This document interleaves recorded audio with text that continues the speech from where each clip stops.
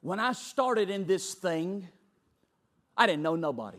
Man, I didn't know nobody. When I say I didn't know nobody, I'm telling you, I didn't know nobody. I didn't know anybody. In fact, I had to lie just to meet people. Had to lie. They may not have come up in this part of the country. There was an old singing group years and years ago. Where's Nick Bruno? You're going to remember this. Years and years ago. Do you remember Floyd and Penny Andrews with the Gethsemane Quartet? Yes, sir. Does anybody else even remotely remember the Gethsemane Quartet? Okay, both of us. They were great. They were great.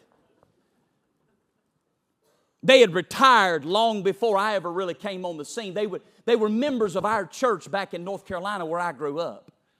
And 2 weeks after I got called to preach, Brother Floyd got a sickness, and within about a day, or about a week rather, he went home to heaven. They couldn't figure out what it was, and he died. And Miss Penny, in her grief, she said, the only way I know to go on is just to keep going on. And so she said, I'm just going to keep on singing. But at that time, she was like 70. She couldn't drive well. She's about 5'1". They had a big old Lincoln Town Car. I mean, son, she just drove, and her steering wheel was up above her eyeballs. You know what I'm talking about? Listen, if they ever make a Lincoln Town Car, I will sell my truck in a New York Minute and buy 5. I love a Lincoln. I will know I have fully arrived at being a Southern Baptist pastor when I'm finally driving a Lincoln Town Car. Am I right about it? Yeah. And so Miss Penny had all these singing engagements, and she said, Brother Tyler, would you be willing to drive me to these singing engagements? I said, sure enough. So I climb in my car. I had one 3-piece suit. Miss Penny bought it for me at the Men's Warehouse. It was a navy blue 3-piece suit, and I just put it in the dryer after every time I did it and just fluffed it and put it back. I don't know why the pants started rising up like that, but they did. But I kept taking my breeches down lower and lower to cover up my ankles that were showing. But, man, I'd go in. I didn't know nobody. And Miss Penny would go in to sing, and they'd say, now, who are you? I'd say, I'm her son. I'm her son. It's the only way. I didn't know anybody. Didn't know no preachers, didn't know anybody. And I look and see how God's blessed me and brought me along this way. And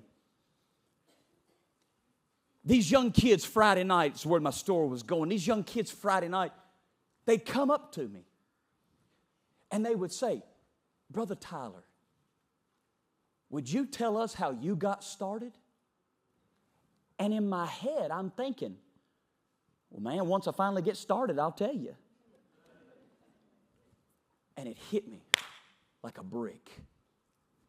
Tyler, I've done this in you so that you, through the testimony I've given you, can do it in somebody else.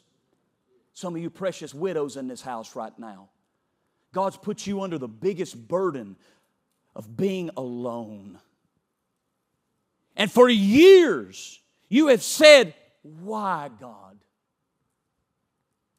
And now you're meeting other widows, and they're looking at you saying, how did you make it? And you're saying, I don't know, it had to be God. God's using the germination of your faith to help another barren field. So here is my final question to you and I. Are you willing to go through the big problem in order to exercise big faith to see a big miracle in order to become a big testimony?